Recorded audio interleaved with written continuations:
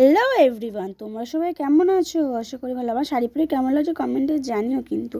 আর চলে এসেছিলাম বাজারে, তারপর টাকা তুলে নিলাম, বাজার করবো তো তাই। তারপর আমার বড়মশাই ফোন করলো, তুমি কোথায়?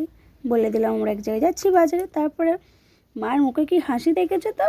কেন বলো তো, কি বিআই না ভি বলে জানি না, তার দোকানে চা খাচ্ছে। তারপর দিদির কাছে ইম্পোর্ট করবো, কত সুন্দর পোজ দিচ্ছে। তারপর নিলাম একটা থামস আপ, গাটার ভিতরে কেমন হচ্ছিলো তাই তো থামস আপ খেয়ে নিলাম। তারপর কিনছে গেছিলাম চানা। চানা কালকার ফেভারিট, কমেন্টে কিন্তু জানিও, আমার খুবই ফেভারিট খাবার।